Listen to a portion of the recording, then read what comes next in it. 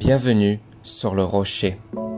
Tu crois en Dieu, tu pries de temps en temps, tu vas à l'église, mais soyons honnêtes, est-ce que tu vis vraiment pour lui? Tu n'es ni totalement éloigné de Dieu, ni vraiment en feu pour lui. Tu es entre les deux, dans une zone grise, la tiédeur spirituelle. Tu as l'étiquette de chrétien, mais pas la passion d'un disciple engagé. Dans cette vidéo, on va voir ce que Dieu pense vraiment de la tiédeur, pourquoi elle est dangereuse et comment retrouver une foi vivante, brûlante et authentique. C'est parti. Je connais tes œuvres, tu n'es ni froid ni bouillant, parce que tu es tiède, je te vomirai de ma bouche. Apocalypse chapitre 3 au verset 15 à 16. C'est l'un des versets les plus choquants du Nouveau Testament. Dieu ne menace pas ici un athée, ni un idolâtre, mais un croyant qui est devenu tiède. Pourquoi ? Parce que la tiédeur donne l'illusion que tout va bien alors que tout va mal. Tu penses que tu crois, mais tu vis sans puissance, sans feu, sans intimité avec Dieu. Quels sont les signes d'une vie tiède ? Tu pries par automatisme ou presque plus du tout. Tu lis la Bible comme un devoir, pas comme une nourriture. Tu fuis la conviction du Saint-Esprit. Tu es plus influencé par le monde que par la parole. Tu veux plaire à tout le monde au point d'oublier de plaire à Dieu. Ou tu refuses le sacrifice, mais attends la bénédiction. En résumé, tu crois, mais tu ne vis pas pour celui en qui tu crois. Comment revenir à une foi vivante ? Approchez-vous de Dieu, et il s'approchera de vous. Jacques chapitre 4 verset 8. Dieu ne s'est jamais éloigné de toi. C'est toi qui as laissé ton cœur refroidir.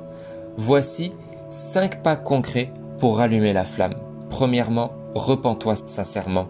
Seigneur, pardonne mon confort spirituel, rends-moi sensible à ta voix.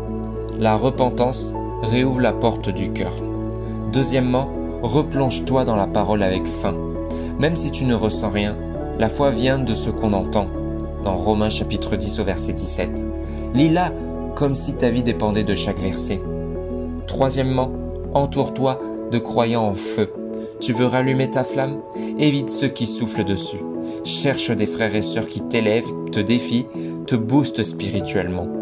Quatrièmement, reconnecte-toi à une louange authentique. Pas juste chanter, mais adorer avec ton âme. Pleure si tu dois pleurer. Danse si tu ressens sa joie. Parle-lui avec ton vrai cœur, sans filtre. Et enfin, fixe-toi un plan spirituel simple et durable.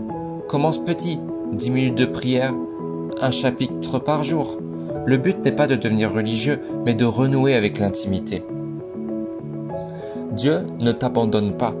Même si tu es tombé dans la tiédeur, Dieu ne t'a pas rayé de son plan. Vous me chercherez et vous me trouverez si vous me cherchez de tout votre cœur. Jérémie chapitre 29 au verset 13. Dieu attend que tu reviennes, pas pour te punir, mais pour te restaurer. Comme le père du fils prodigue, il court vers toi dès que tu fais un pas sincère vers lui. La tiédeur est confortable, mais elle est mortelle spirituellement. Elle endort ton zèle, éteint ta voix, affaiblit ton impact. Mais la bonne nouvelle, c'est que Dieu réveille les cœurs endormis. Il ne cherche pas des chrétiens parfaits, mais des cœurs brûlants, disponibles, transformés. Alors, si tu te reconnais dans ce passage, dans ce message, ne reste pas dans cet état. Dis à Dieu, je ne veux plus survivre spirituellement. Je veux vivre, brûler et te suivre pour de vrai. Mets en commentaire, Seigneur, rallume le feu dans mon cœur. Abonne-toi pour des vidéos qui réveillent ta foi et nourrissent ton esprit. Et souviens-toi, Dieu ne peut pas utiliser les tièdes, mais il transforme des cendres en flammes.